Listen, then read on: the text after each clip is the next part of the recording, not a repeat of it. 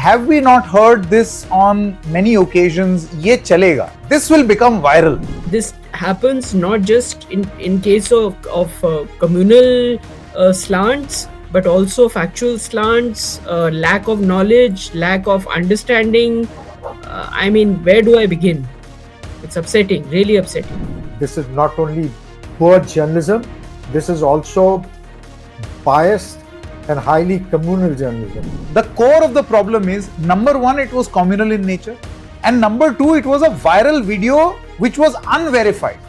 Now, journalism 101 dictates that if something is unverified, then it should not be news. They may want to see an item number. Then instead of news, start running that. That will get you the best TRPs. At the time of the broadcast, it was unverified. As soon as we found out that it is wrong, we took the video down. What has happened is a welcome step, and I hope harsher steps will be taken in future to stem this rot. Nobody ever told us to do journalism because do a story because this particular story will sell.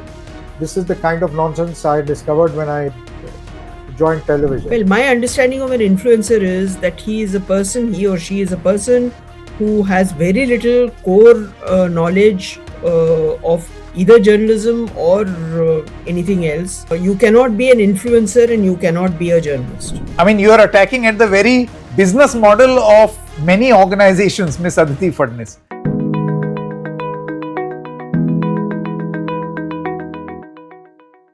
Hello and welcome. You're watching me, Sanket Upadhyay, on The Federal. The show is called AI with Sanket. This is the AI of news because news in India today requires not artificial but analytical intelligence. And unfortunately, this episode, this particular broadcast, is on the news media itself. The news media, particularly television news, mainstream news, has been accused on a number of occasions for spreading communal hate and fake news. So far, this was a perception problem. Many people accepted this as well in the name of reaching out to the audience and viewership. But can this really be normalized? There was one such case where a fake news was picked up off social media for virality because it was getting viral. It was picked up from social media and broadcast on a channel called Zee News. It's a 24/7 news channel, perhaps one of the oldest Hindi news satellite channels of the country. The news was, Truck par namaz, Jammu mein naya bawal shuru. This was a story allegedly about a Muslim truck driver who started offering prayers to the god, and because of him there was a traffic jam on the Jammu Srinagar Highway. That was the story which was aired on the 3rd of March 2025. A complaint was filed the very next day, then again on the 19th of March 2025 with the News Broadcasting and Digital Standards Authority, claiming that not only is this news fake, it is communal because there was no correlation between the traffic jam and the truck driver offering the namaz. The channel, in its defense, in this very long hearing of this self-regulation body, said, the moment we found out that this news is untrue, we took it off air. But the biggest question was, why did you run it if the news was uncorroborated and unverified? The channel claimed in its defense that the news was unverified. But we did run a ticker where we said that we do not vouch for the authenticity.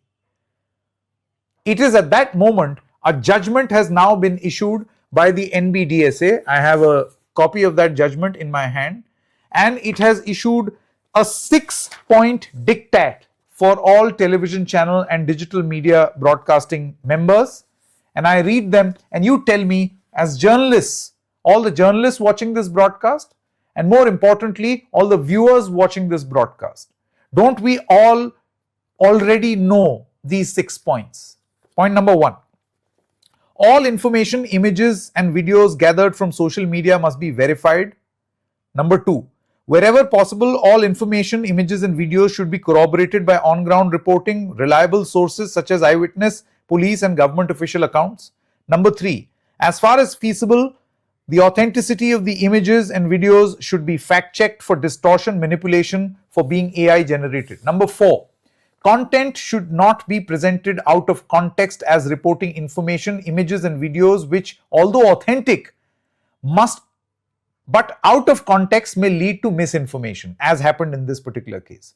Number 5, in cases related to armed conflict, military operation such as Operation Sindoor, internal disturbance, communal violence, similar situations should be tested on the touchstone of public interest and accuracy. And point number 6, which happens on so many occasions, both on television channels and now increasingly on digital news platforms as well, for virality and popularity, merely disclaiming that the image or video in circulation on social media and that its authenticity cannot be verified will not absolve the member of their responsibilities under the code of conduct.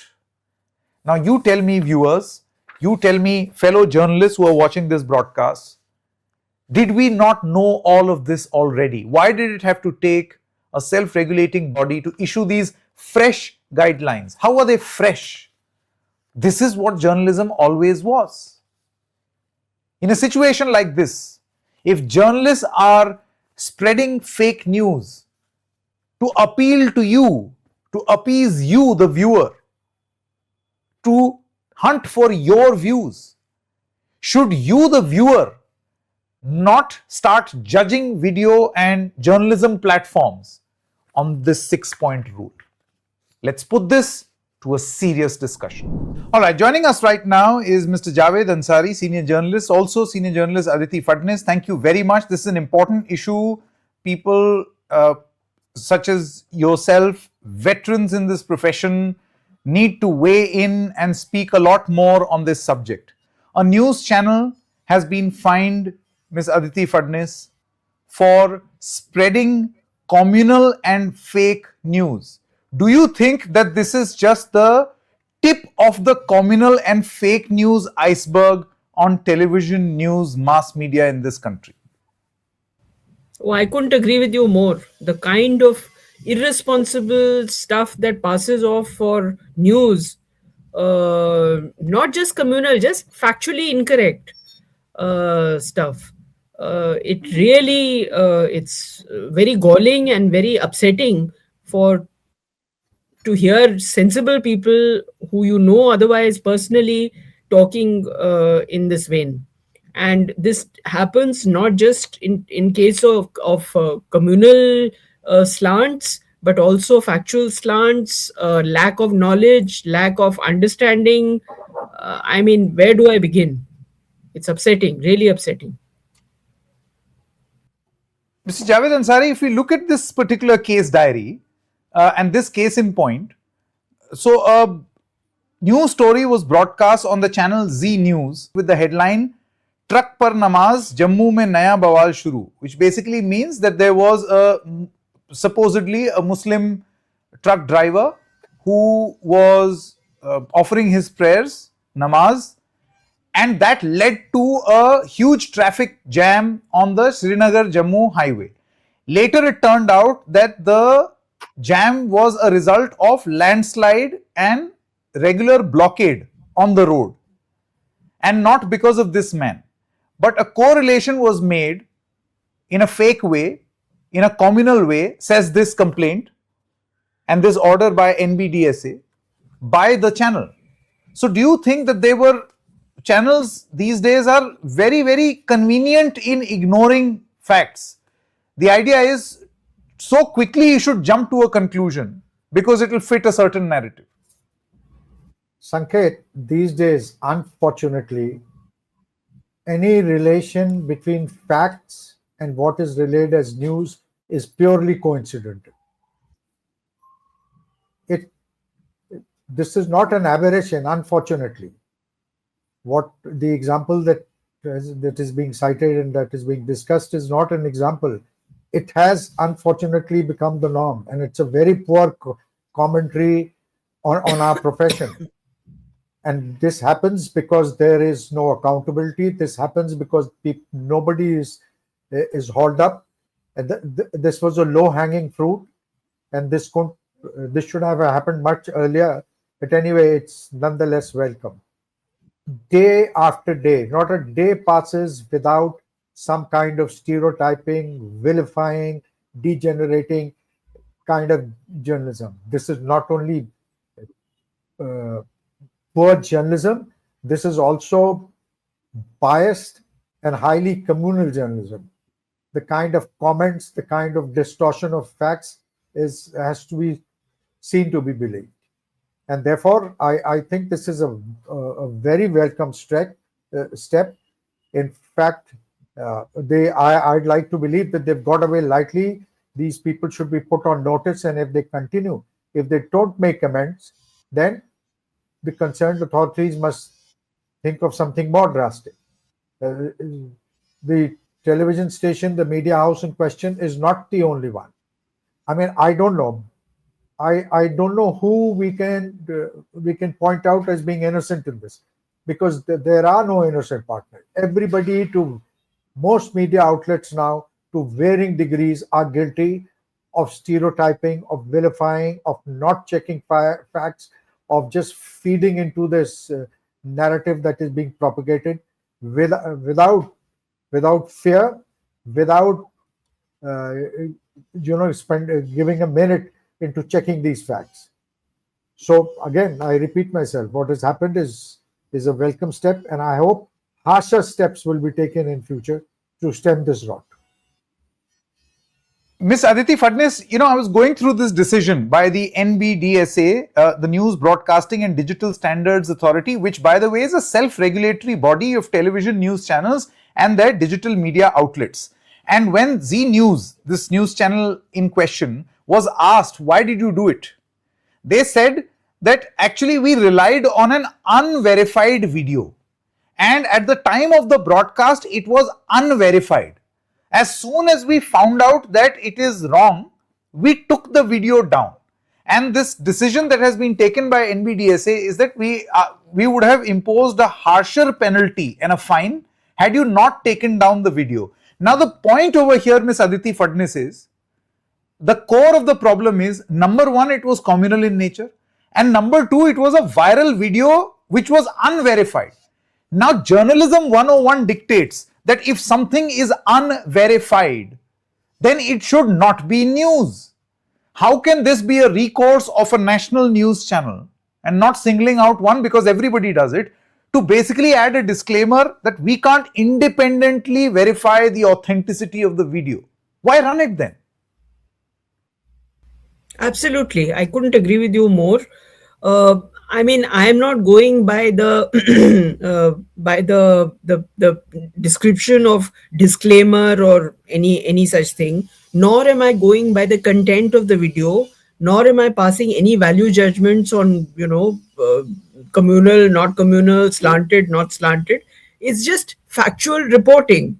This is the first rule of journalism. I don't know what journalism 101 is. What we were taught in journalism was that unless you are absolutely sure that you are factually correct, you need to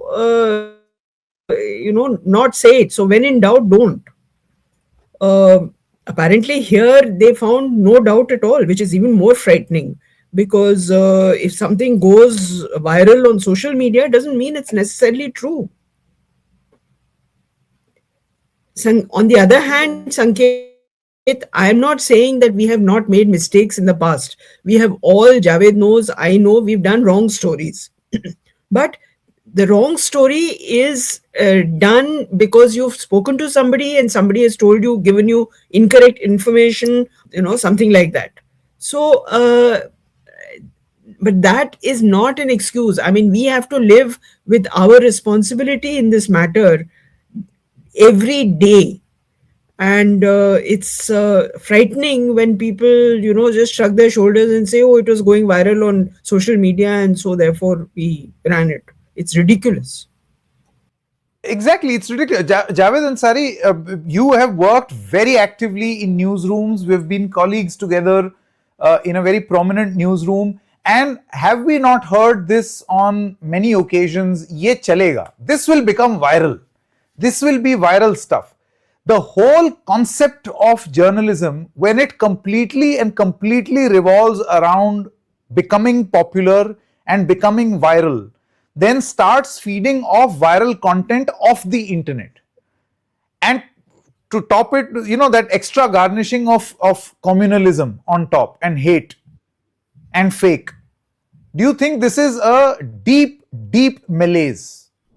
Sanket, this business of chalega is the kind of gobbledygook which used to, send my BP soaring past 200. I never, from the time that Aditi and myself started in this passion, we were this. I mean, this was Greek to me. Nobody ever told us to do journalism because Falani do a story because this particular story will sell.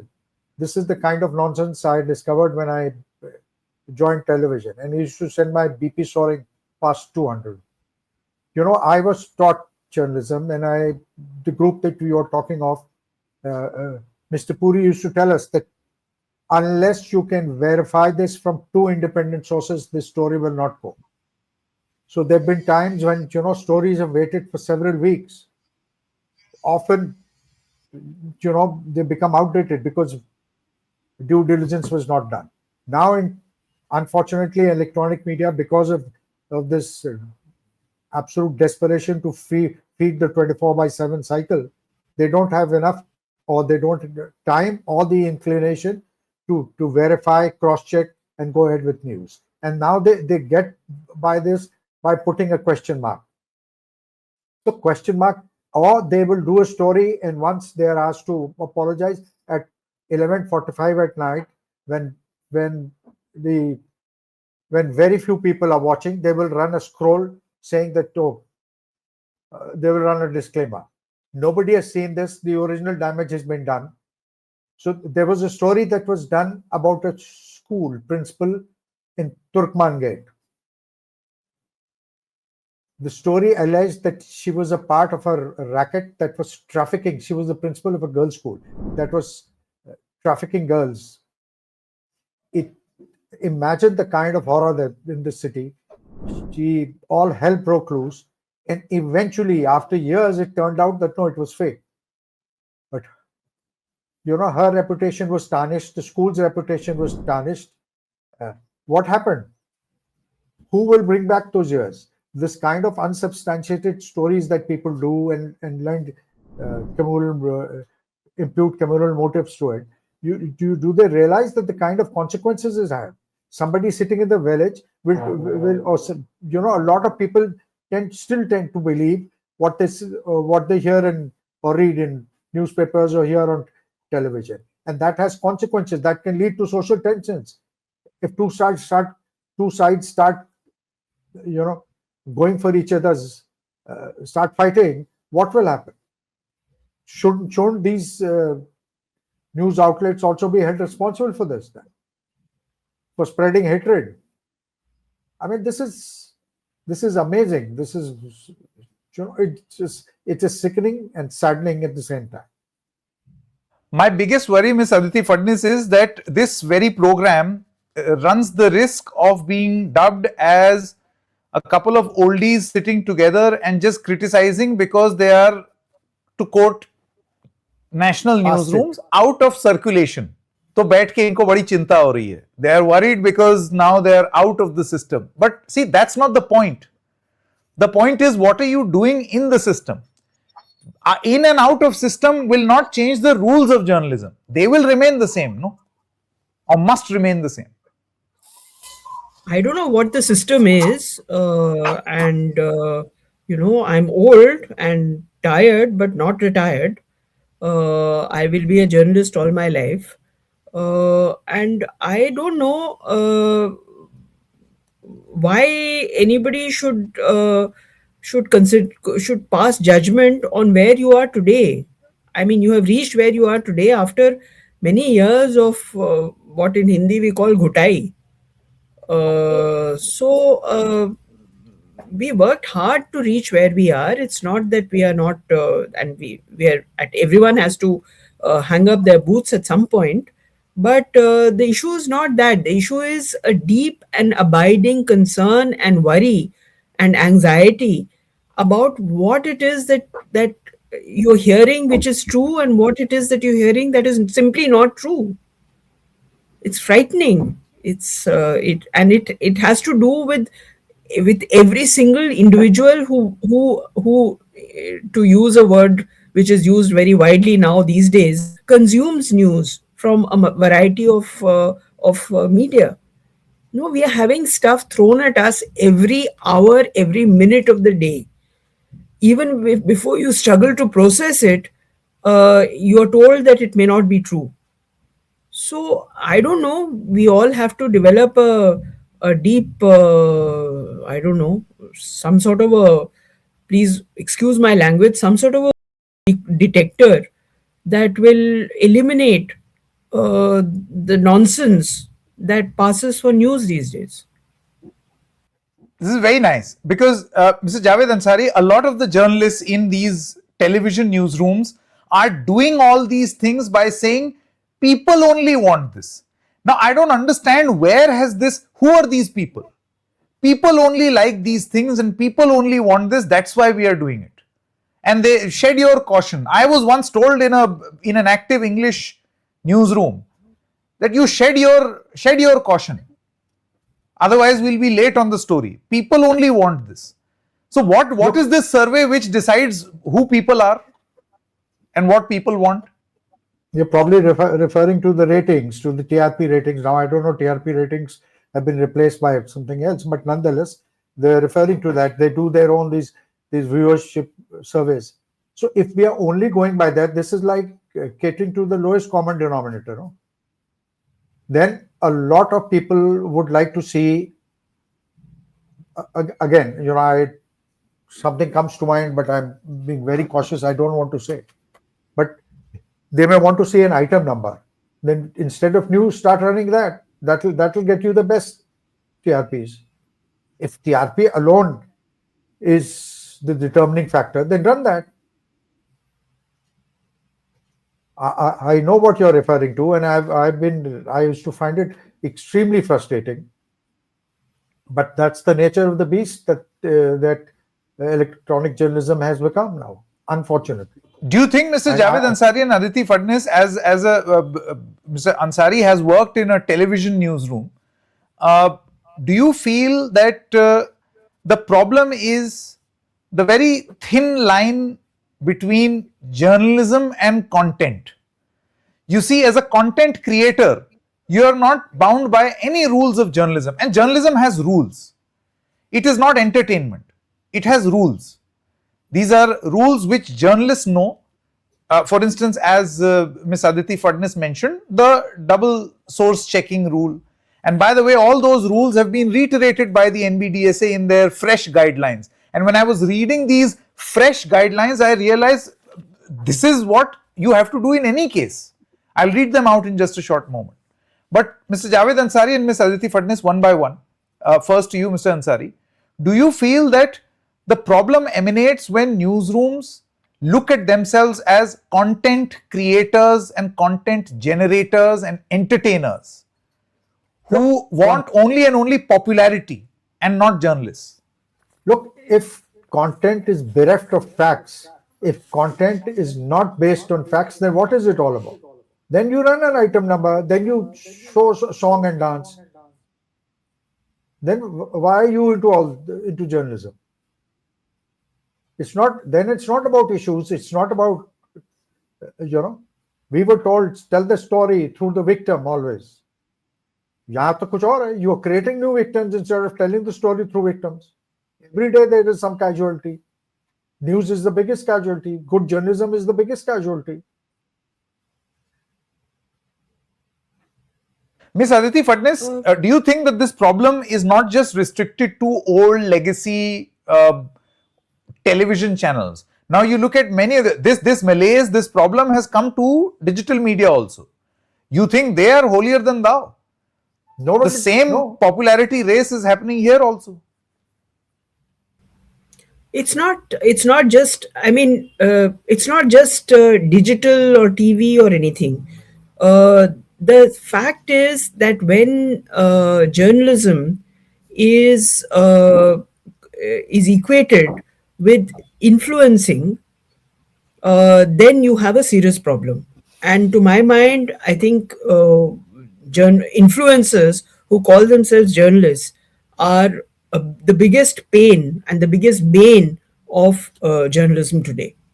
You cannot be an influencer and you cannot be a journalist. I mean, you can't be both. You have to be one or the other. And you cannot ever claim as an influencer that you're a journalist.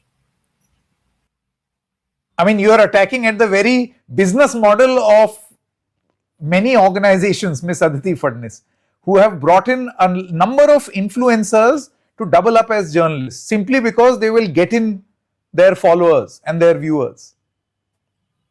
Well, my understanding of an influencer is that he or she is a person who has very little core knowledge of either journalism or anything else.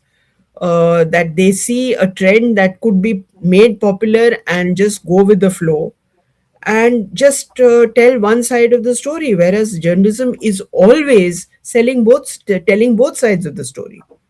We are not here to sell an idea, we are not here to popularize an idea, we are here to tell the story from both sides. Correct. Javed Ansari, now I would like to draw your attention to this 6-point guidelines which the NBDSA has issued for its members. I'll read them out very quickly.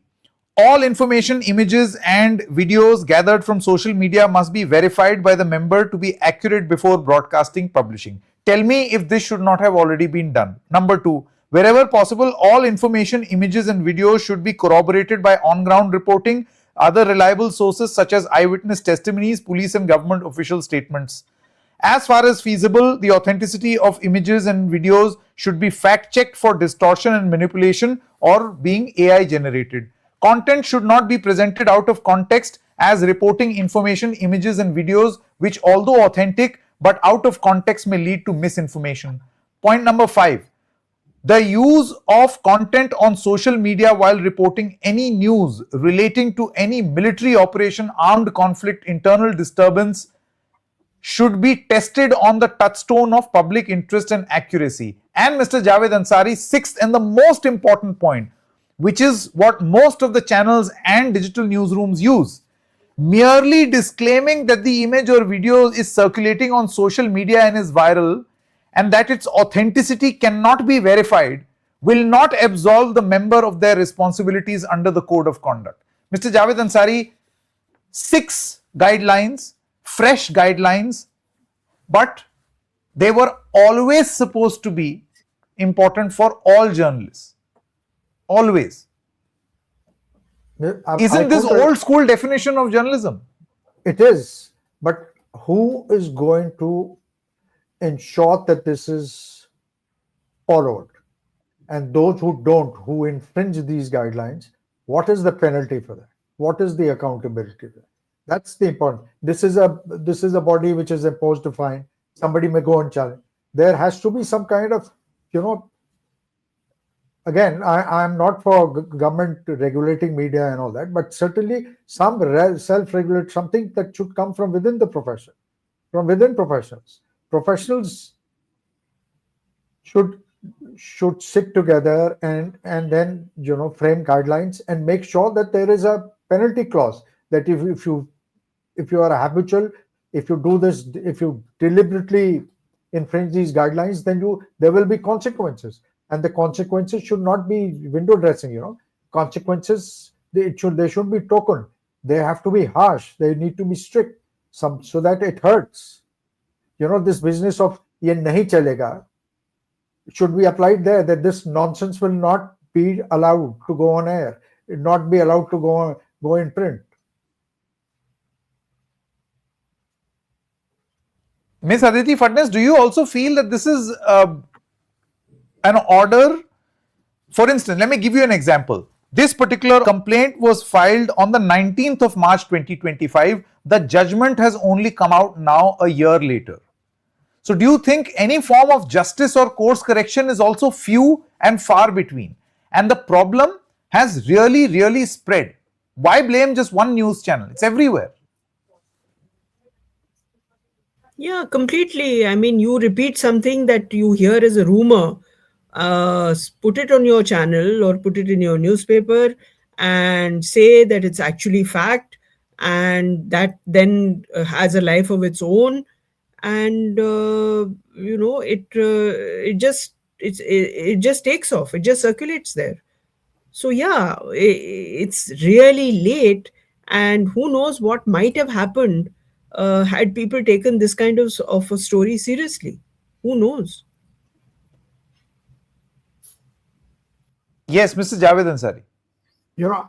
In addition to this, this 1 lakh rupees is peanuts. It's a drop in the ocean as far as the channel is concerned. This needs to be I wish this body, they need to insist that this disclaimer that this channel must put up must apologize and run it as many times and for as many hours as the original story ran. And this, they must headline it. It cannot just be scrolled. Don't run it and scroll.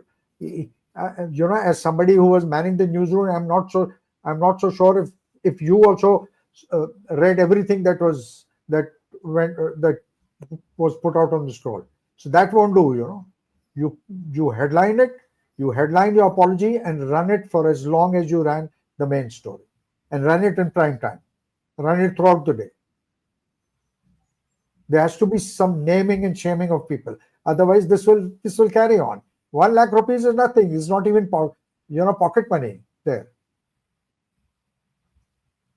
Exactly. And also, one case, one judgment, I don't know how much it will change or do.